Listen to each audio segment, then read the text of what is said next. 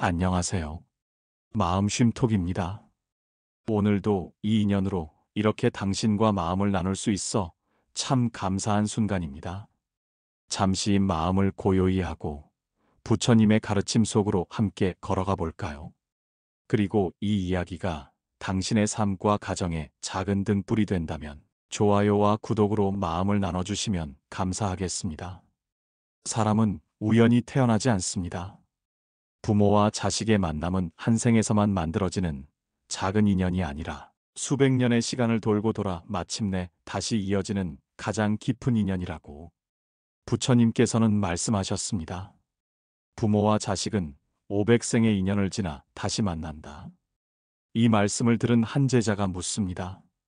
세존이시여, 왜 이토록 먼 시간을 돌아 다시 만나야 하는 것입니까? 부처님은 고요히 대답하셨습니다. 그대가 배우지 못한 마음이 남아있기 때문이다. 우리는 자식을 키우는 동안 이해할 수 없는 감정들과 마주합니다. 어떤 날은 사랑으로 가득 차오르고 또 어떤 날은 말 한마디에 상처받고 이유 없이 화가 나거나 마음 한구석이 저릿하게 아픈 순간들이 있습니다. 그러나 불교에서는 이런 감정들조차 전생에서 이어진 인연의 흔적이라고 말합니다. 내가 배우지 못한 사랑, 표현하지 못한 슬픔, 풀지 못한 상처와 놓지 못한 집착, 그 모든 마음들이 한 생에서 해결되지 않으면 다음 생, 또 그 다음 생에 다시 이어집니다. 그리고 그 인연은 결국 자식이라는 모습으로 내 앞에 나타납니다. 한 어머니의 이야기를 들려드리겠습니다. 그녀는 아들의 작은 말투에도 쉽게 상처를 받았습니다. 아이가 문을 쾅 닫거나 짜증을 내면 그 어머니는 이유도 모른 채 마음이 무너져 내렸습니다. 그녀는 말했습니다. 스님, 저는 아이가 왜 이렇게 저를 힘들게 하는지 모르겠어요. 나는 조용히 물었습니다. 어머니는 어린 시절 어떤 아이였습니까? 그녀는 한참 동안 답하지 못했습니다. 그리고 눈물 흘리며 말했습니다. 저도 누구에게도 속마음을 말할 수 없던 아이였어요. 늘 조심했고 늘 눈치 보며 살았어요. 그 순간 어머니는 깨달았습니다. 아들의 예민함, 아들의 짜증, 아들의 불안은 사실 자신의 오래된 상처가 다시 모습을 바꿔 돌아온 것이었습니다. 그녀가 어린 시절에 받아야 했지만 받지 못했던 위로와 이해, 그녀가 표현하지 못했던 분노와 슬픔, 그 모든 감정들이 아들을 통해 다시 살아난 것이었습니다. 부처님은 이러한 순간을 인연이 새롭게 열리는 때라고 말씀하셨습니다. 자식은 그대가 듣지 못한 마음의 메아리다. 메아리를 탓하지 말고 메아리를 울린 마음을 돌이킬지니라. 이 가르침은 부모에게 아주 중요한 진실을 보여줍니다. 자식의 모습은 나의 마음이 남긴 흔적이며 자식을 키우는 일은 결국 나를 치유하는 과정이라는 것입니다. 경전에서는 부모와 자식의 인연을 갚으러 오는 인연, 받으러 오는 인연, 서로 갚고 받는 인연, 업을 풀러 오는 인연, 복으로 와주는 인연으로 설명합니다. 그러나 어떤 인연으로 왔든 내게 온 자식은 내가 불러온 인연입니다.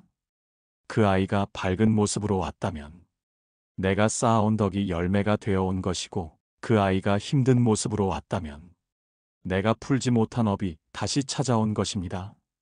그리고 이 모든 인연은 벌이 아니라 지금 이 생에서 맑게 풀라고 주어진 기회입니다. 부처님께서는 어느 아버지에게 이렇게 말씀하셨습니다. 그대가 낳은 자식은 그대의 그림자이다.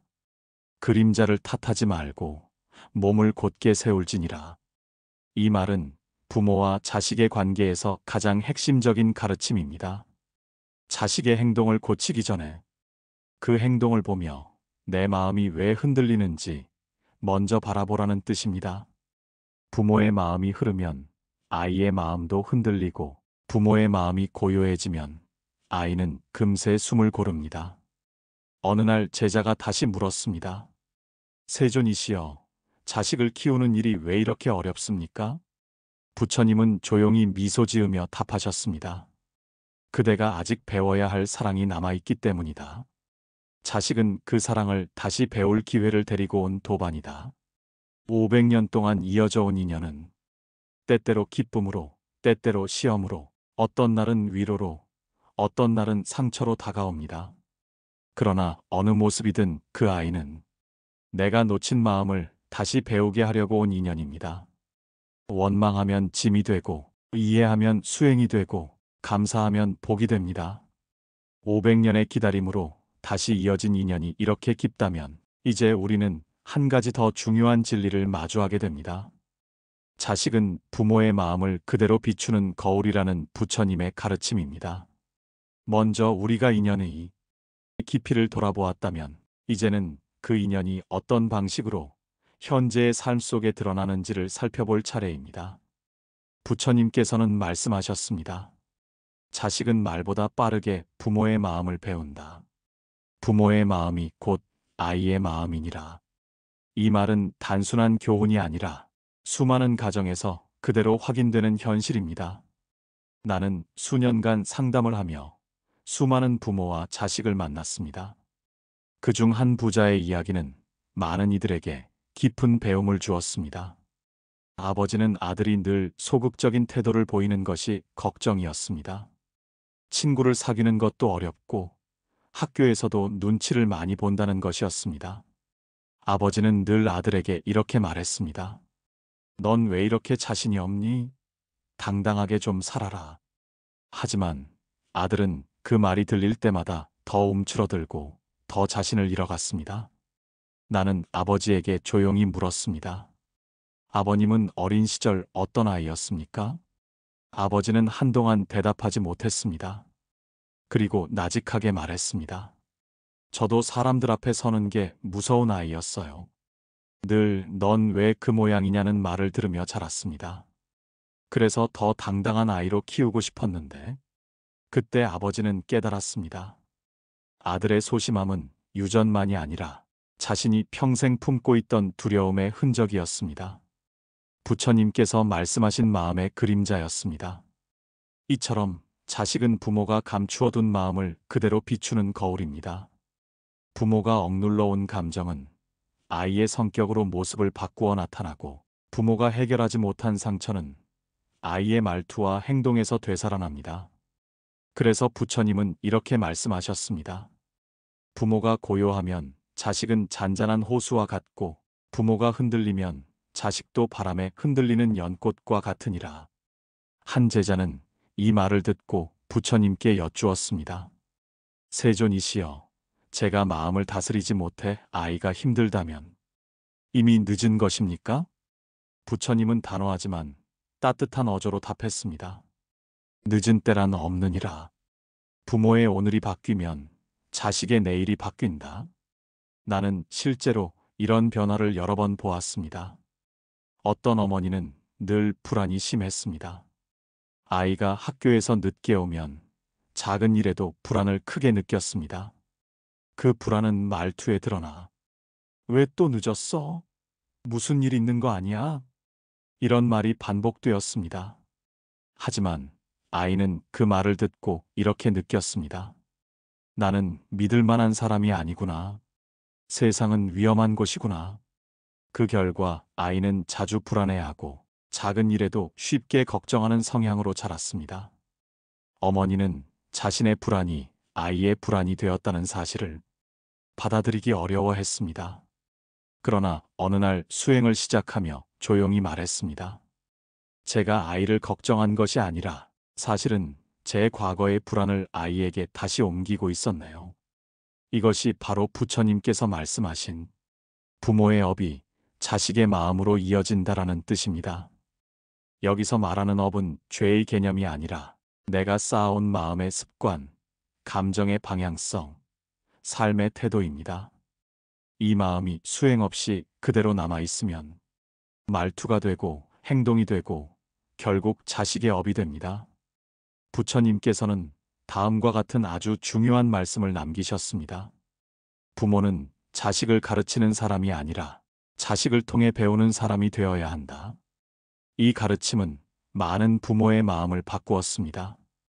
자식을 고치는 것이 아니라 내 마음을 먼저 들여다보고 고요하게 하라는 뜻이기 때문입니다. 내가 바뀌면 아이도 변합니다. 내가 달라지면 아이의 마음도 맑아집니다. 아이를 바꾸려는 마음을 내려놓는 순간 아이의 기질도 더 부드럽고 더 편안하게 펼쳐집니다. 그리고 그때부터 부모는 깨닫습니다. 아, 이 아이가 나를 성장시키는구나. 이 아이가 없었다면 나는 영원히 모르고 지나갔을 마음. 이 아이가 아니었다면 나는 끝내 되돌아보지 않았을 상처.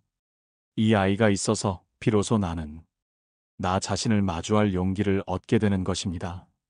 부모의 마음이 자식에게 비치는 거울이라면 이제 우리는 다음 질문을 하게 됩니다. 왜 어떤 아이는 나를 유난히 아프게 하고 왜 어떤 아이는 유난히 나를 편안하게 만드는가?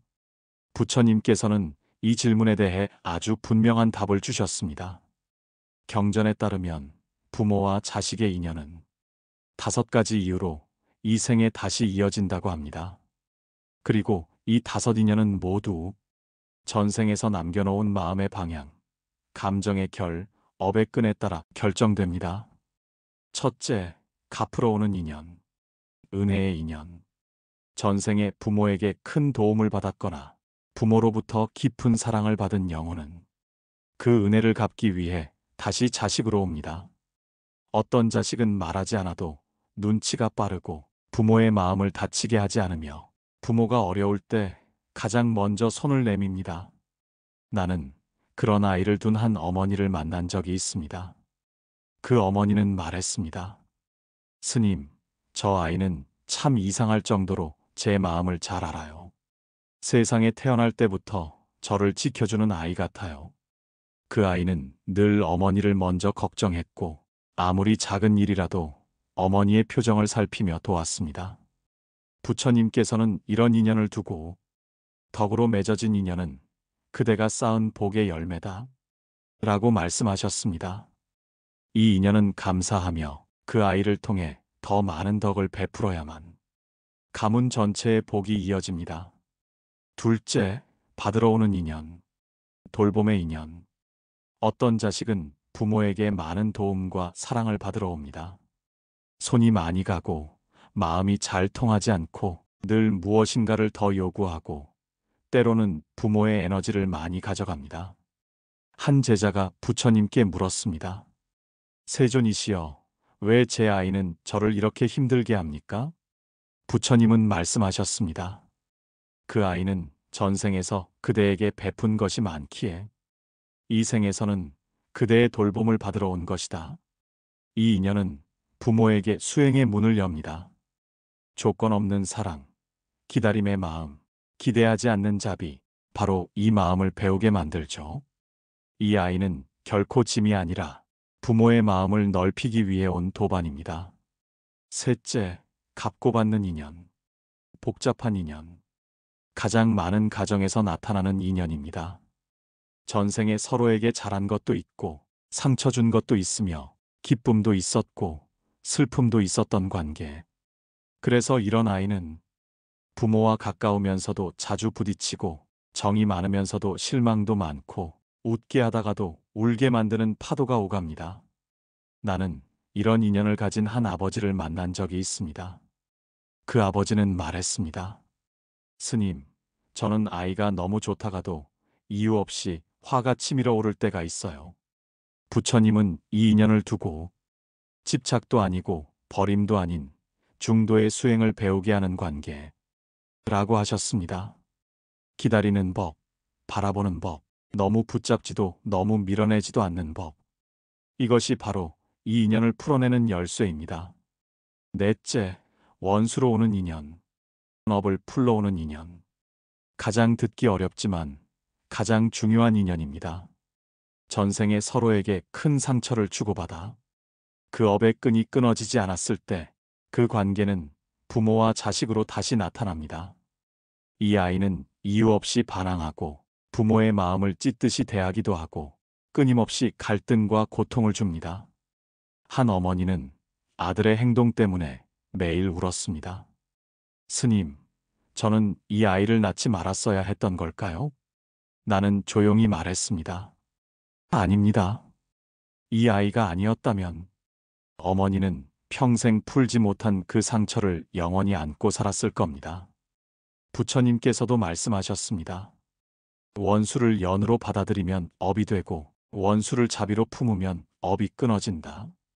고통이 깊을수록 부모의 수행은 넓어지고 그 수행 위에 쌓인 공덕은 다음 생까지 이어진다고 하셨습니다. 다섯째, 복으로 오는 인연, 깨끗한 기운의 인연. 어떤 자식은 부모에게 복을 주기 위해 옵니다. 말이 적고 행동이 조용하며 집안의 분위기를 안정시키고 언제나 주변을 살피는 아이. 이 아이는 전생에서 깊은 수행을 쌓아 부모에게 복의 바람을 일으키기 위해 일부러 태어난 존재입니다.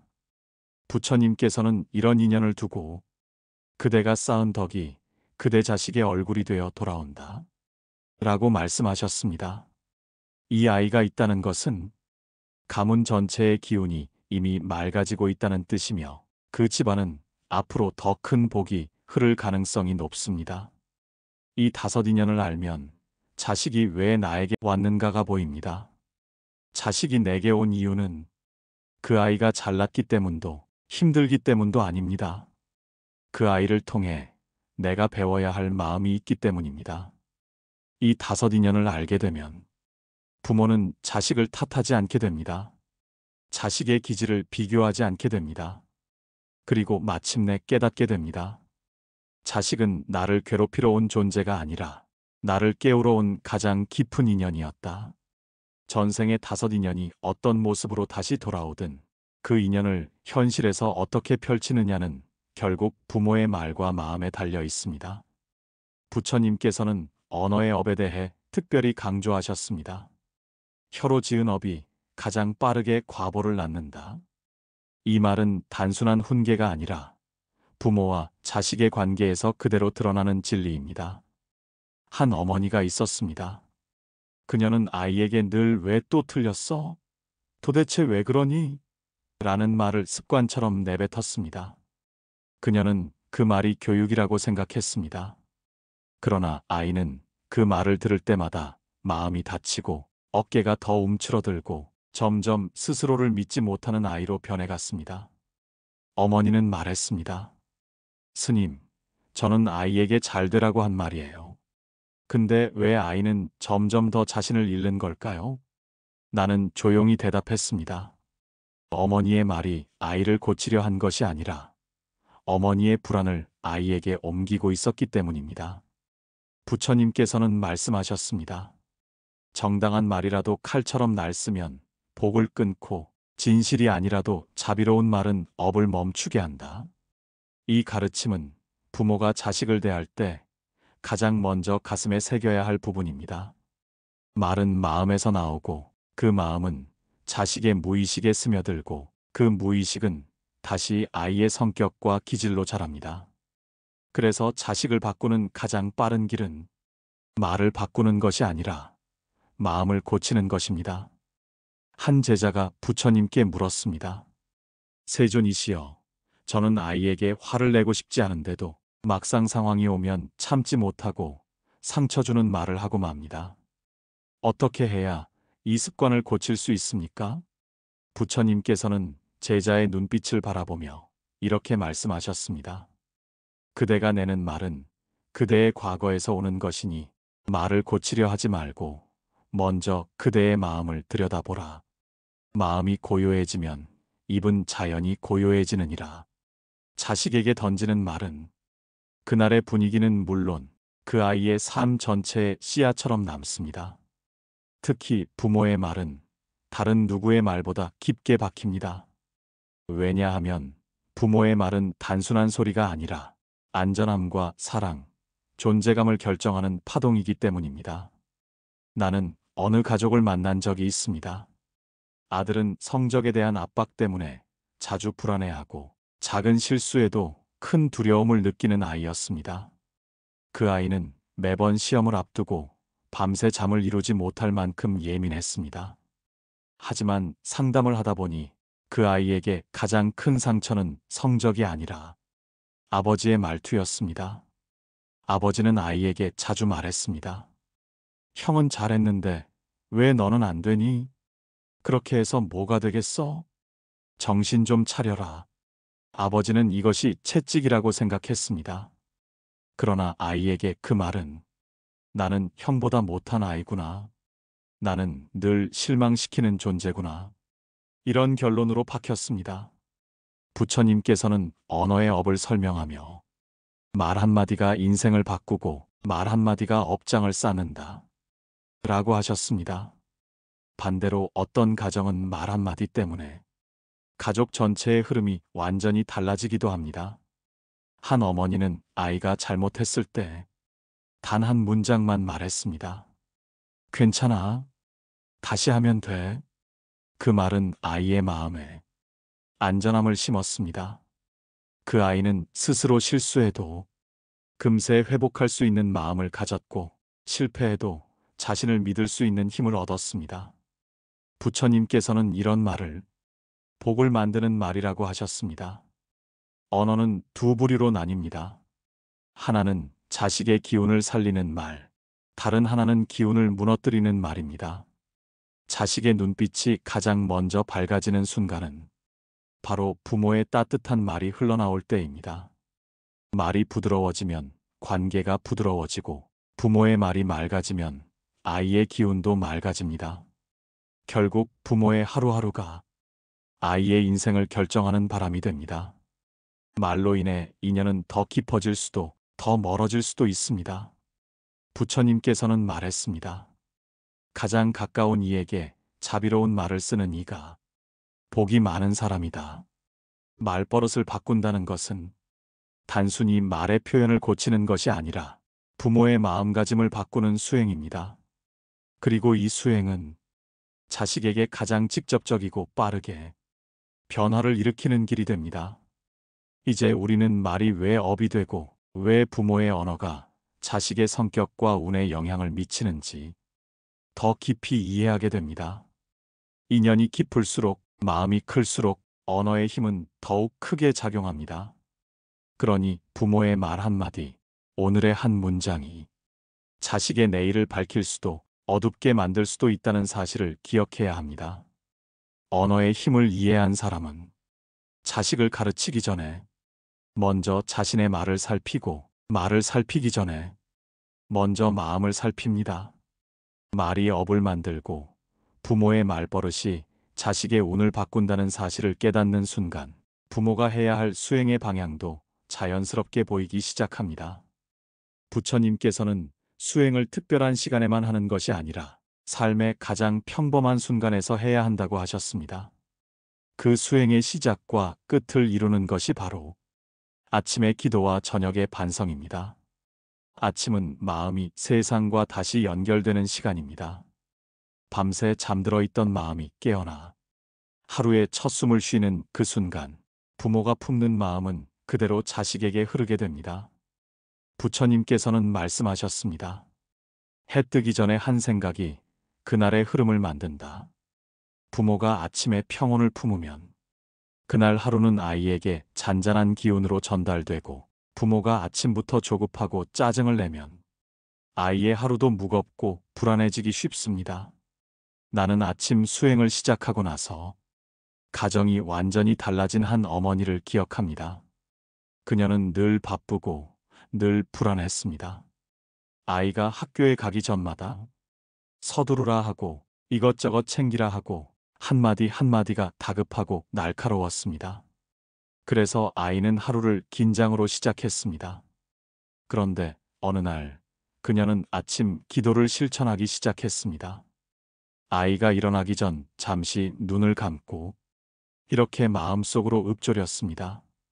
부처님이시여, 오늘 하루 이 아이가 무사하기를, 내 조급함이 이 아이에게 흘러가지 않게 하소서, 내 말이 이 아이의 기운을 꺾지 않게 하소서.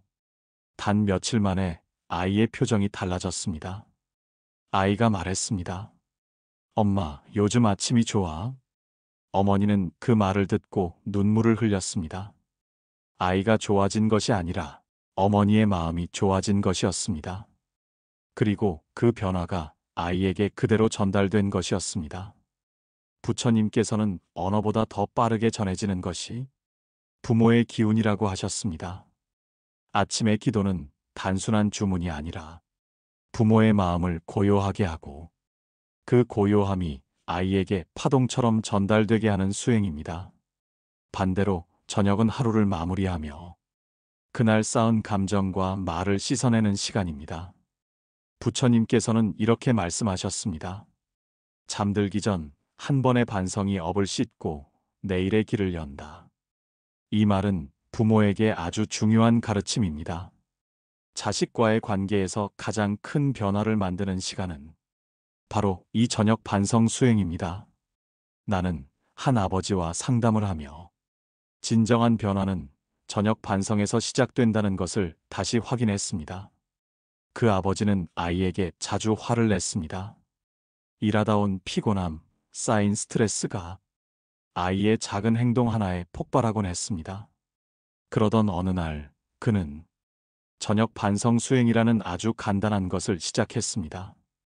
잠들기 전 3분, 그는 스스로에게 물었습니다. 오늘 나는 아이에게 어떤 말을 했는가? 내 말이 아이의 어깨를 눌렀는가? 아니면 아이의 마음을 품어주었는가? 이 질문을 매일 반복한 지 2주 만에 아버지는 어떤 변화를 맞이했을까요? 그는 스스로 말했습니다. 스님, 아이가 달라진 게 아니라 제가 달라졌습니다. 예전 같으면 화를 냈을 일도 그냥 한 번 숨을 고르게 되더군요. 그의 변화를 느낀 아이는 말없이 아버지 옆에 더 오래 머물렀고 어느 날 아이는 이렇게 말했습니다. 아빠, 요즘은 무서운 느낌이 안 들어. 그 한 문장이 아버지의 마음을 완전히 녹였습니다. 부모의 수행이 자식의 삶을 바꾼다는 것은 결코 철학적 비유가 아닙니다. 실제 삶 속에서 매일 확인되는 인연의 진실입니다. 부처님께서는 부모가 자식을 위해 할 수 있는 가장 큰 수행이 아침의 기도와 저녁의 반성이라고 강조했습니다. 아침은 자식의 운을 밝히는 시간이고 저녁은 업을 씻고 기운을 새롭게 하는 시간입니다. 기도가 길 필요도 없습니다. 반성이 거창할 필요도 없습니다. 단 1분, 단 한 문장으로도 충분합니다. 아침에는 이렇게 마음을 닦습니다. 오늘 하루 이 아이가 밝기를. 저녁에는 이렇게 마음을 씻습니다. 오늘 내가 남긴 말이 이 아이에게 상처가 되지 않기를. 이 두 문장을 하루의 시작과 끝에 새기는 것만으로도 부모의 마음은 깊어지고 자식의 마음은 가벼워집니다. 그리고 그 변화가 쌓이며 부모와 자식의 관계는 부드러운 흐름으로 바뀌기 시작합니다. 부처님은 말씀하셨습니다. 마음이 맑아지면 인연이 맑아진다.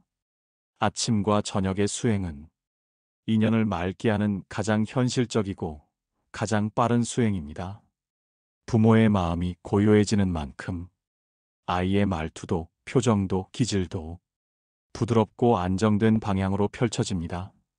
이렇게 부모의 마음 수련은 단순히 나를 위한 수행이 아니라 자식의 미래, 자식의 복, 자식의 운을 바꾸는 가장 실제적인 길이 됩니다. 아침의 기도와 저녁의 반성이 마음을 맑게 한다면 그 마음이 모이는 곳, 그 마음이 더 깊어지는 곳은 바로 가정입니다.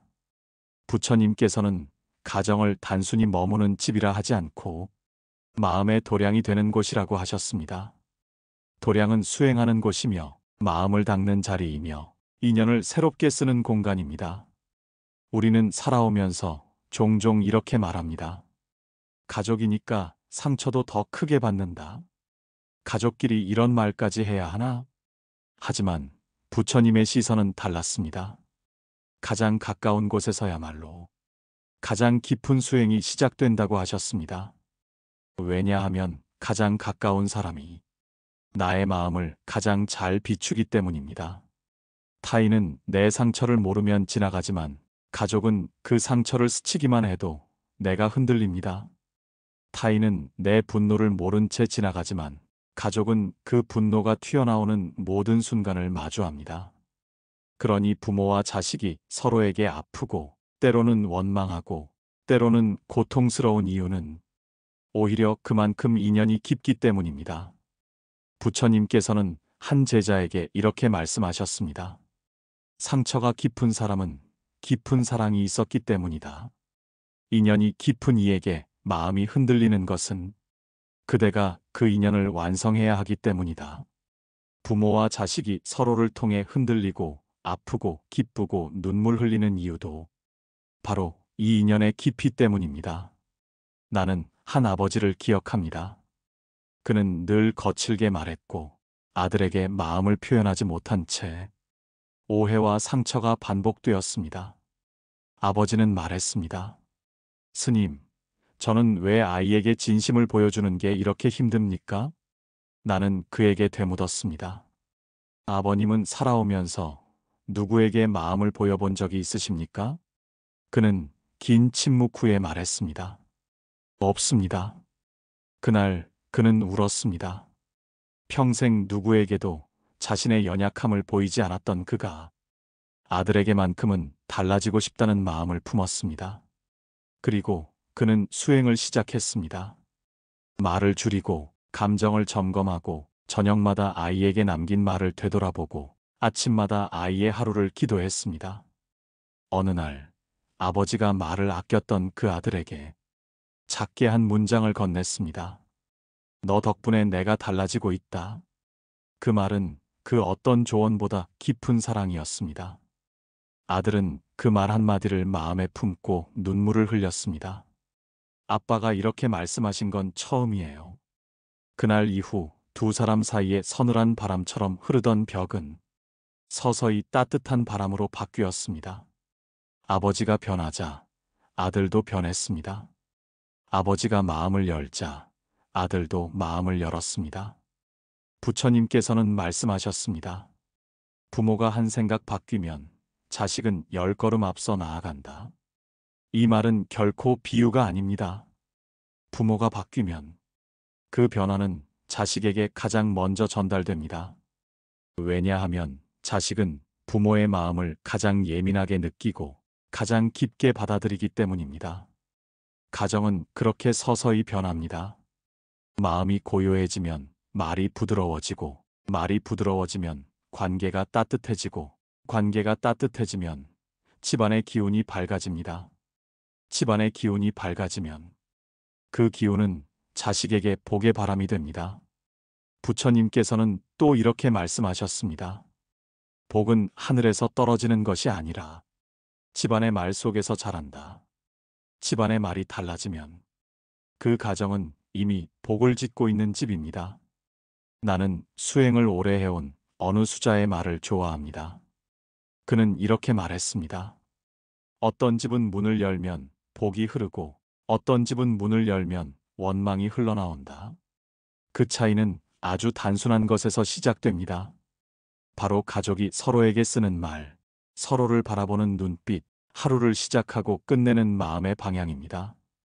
아침의 기도는 집안에 빛을 드리고 저녁의 반성은 그날의 어둠을 걷어냅니다. 그리고 이 두 가지를 부모가 꾸준히 실천하면 자식은 말없이 그 기운 속에서 자랍니다.